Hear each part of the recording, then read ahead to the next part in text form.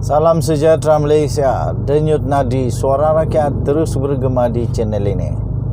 Tuan-tuan dan puan-puan yang dihormati sekalian, ini satu berita yang sangat-sangat menarik, yang pasti akan membuat Najib Razak punya peluang untuk menjadi YB MP Ahli Parlimen Pekan sekali lagi, berada dalam keadaan yang belum pasti. Berada dalam keadaan yang belum pastilah. Kita katalah dia belum pasti. Sebab apa? Kita tak boleh nak sahkan terus apa yang terjadi. Tapi belum pastilah. Segalanya belum pasti. Kerana tuan-tuan dan puan-puan, ada satu berita yang memang amat penting untuk seluruh rakyat Malaysia ketahui. Syarat untuk menjadi calon pilihan raya sedia ada mencukupi dan tidak perlu ditambah. Syarat untuk menjadi calon pilihan raya Perdana Menteri, pilihan raya tetap kekal, tak ada apa-apa perubahan. Jadi tiada keperluan untuk menambah syarat baru bagi urusan pencalonan parti-parti yang bertanding dalam pilihan raya akan datang, khususnya bagi calon yang kesnya masih dibicara di mahkamah. Kata Menteri di Jabatan Perdana Menteri untuk Parlimen dan Undang-Undang, iaitu Datuk Seri Dr. Wan Junaidi Tuanku Jaafar. Jadi dalam satu kenyataan, beliau berkata syarat pencalonan pilihan raya sedia ada yang termaktub di dalam Perkara 48/1 Perlembagaan Persekutuan adalah mencukupi dan tak perlu ditambah. Ia menyatakan sekiranya individu itu didapati bersalah dan dihukum dengan hukuman pemenjaraan selama tempoh tidak kurang 1 tahun atau denda tidak kurang daripada RM2,000 dan tidak mendapat pengampunan bebas, akan hilang kelayakan, katanya dalam kenyataan tersebut. Nah, ini bahaya untuk Najib Razak lah. Kalau ini betul, kalau memang betul lah, sebab ini daripada menteri kan, daripada orang yang berkenaan.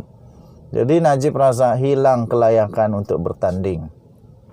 Perkara itu perlu dibaca bersama dengan Perkara 48/5 berkaitan penamaan, pemilihan atau pelantikan mana-mana orang ke mana-mana satu majlis parlimen.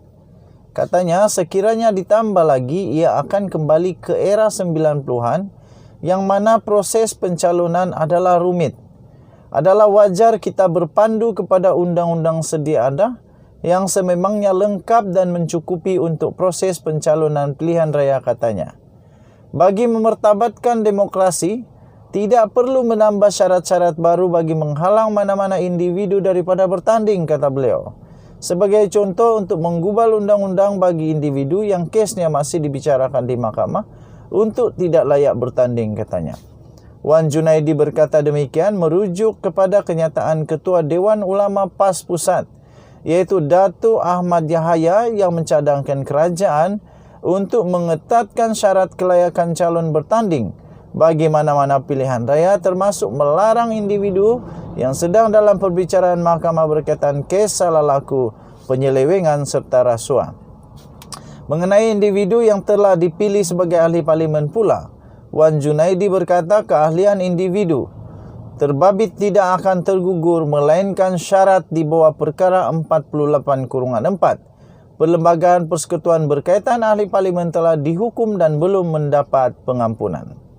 Katanya Perkara 48/4 menyatakan apabila proses yang terakhir, iaitu proses pengampunan, gagal, maka barulah keahlian ahli parlimen tersebut tergugur dengan sendirinya.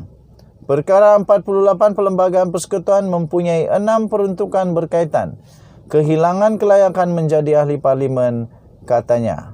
Sekian berita. Salam sejahtera Malaysia. Bye-bye. Salam sejahtera Malaysia. Terkini tentang permohonan tentang harapan terakhir Najib Razak yang saya rasa tak patutlah. Yang ini saya berani kata tak patut. Saya kata tak patut Najib diampuni segera. Bikin apa? Bikin apa sudah dijatuhkan hukuman penjara, tiba-tiba diampuni dengan segera? Tak boleh. Bagi saya mesti ada dulu masa untuk dia melalui apa yang sudah dilakukannya itu salah. Okey. Terbaru ini tuan-tuan dan puan-puan, berkenaan dengan pengampunan diraja Najib Razak. Titah Agung jadi panduan proses pengampunan, kata Najib. Salah lah. Titah Agung jadi panduan proses pengampunan Najib, kata Syahidan. Kata Syahidan. AgendaDaily.com. Menteri Wilayah Persekutuan yang juga ahli jawatan kuasa pengampunan diraja, Datuk Seri Syahidan Kasim. Wow. Ini daripada ahli jawatan kuasa pengampunan diraja. Ahli jawatan kuasa pengampunan diraja, iaitu Datuk Seri Syahidan Kasim, menegaskan permohonan Datuk Seri Najib Razak untuk mendapatkan pengampunan akan mengambil kira titah daripada Yang di-Pertuan Agong Al-Sultan Abdullah Riayatuddin Al-Mustafa Billah Shah semalam. Menteri Wilayah Persekutuan itu berkata, beliau tidak boleh membuat kenyataan terbuka berhubung proses pengampunan terhadap bekas Presiden UMNO dan bekas Perdana Menteri itu. Menurutnya, kenyataan mengenai proses pengampunan terhadap Najib yang menjalani hukuman penjara 12 tahun tidak boleh dibuat secara terbuka dan sewenang-wenangnya. Memetik laporan BH, beliau berkata, kenyataan membabitkan usul pengampunan akan dikeluarkan apabila tiba masa yang sesuai. Kata beliau lagi, saya juga ahli majlis berkenaan akan buat yang terbaik. Saya tidak boleh buat kenyataan terbuka kerana ia membabitkan perundangan, membabitkan dunia dan akhirat. Nah, ini baru betul. Bukan saja perundangan, tetapi juga membabitkan dunia dan akhirat. Katanya kepada pemberita selepas majlis penutupan Floria di Raja 2022 di Putrajaya hari ini. Kita ingat lagi titah Agung baru-baru ini. Agung bertitah, pengampunan tidak boleh diberikan sewenang-wenangnya kerana akhirnya nanti akan dipertanggungjawabkan dan disoal pada kemudian hari. Saya percaya apa yang dimaksudkan oleh Duli Yang Maha Mulia Seri Paduka Baginda Yang di-Pertuan Agong itu adalah ada kaitan juga mungkin dengan akhirat nanti. Salah, kalau salah tetap salah. Kita mohon semoga Tuhan Yang Esa, kalau Najib Razak minta untuk diampuni oleh Tuhan Yang Esa, Tuhan akan mengampuni dia. Buat amal banyak-banyak dan dia boleh diampuni. Tuan-tuan dan puan-puan, saya menjunjung titah daripada Seri Paduka Baginda Yang di-Pertuan Agong. Saya juga bersetuju apa yang dititahkan oleh Seri Paduka Baginda Yang di-Pertuan Agong.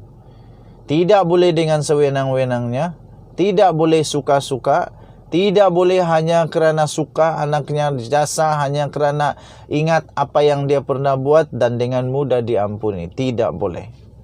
Syahidan berkata demikian ketika diminta mengulas mengenai usul untuk proses pengampunan terhadap Najib. Menurutnya, beliau turut mengambil kira titah daripada Yang di-Pertuan Agong Al-Sultan Abdullah Riayatuddin Al-Mustafa Billah Shah semalam sebagai panduan.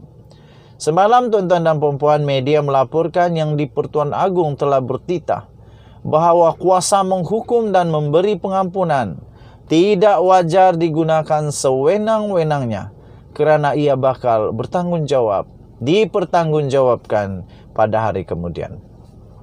Baginda yang bertitah ketika baginda menyempurnakan majlis perasmian dan pemasyuran Kompleks Mahkamah Syariah Negeri Pahang, Kompleks Syariah Al-Sultan Abdullah di Kuantan, menyatakan undang-undang yang tidak dilaksanakan secara konsisten dan adil akan menjurus kepada penindasan dan kezaliman dalam sistem pemerintahan.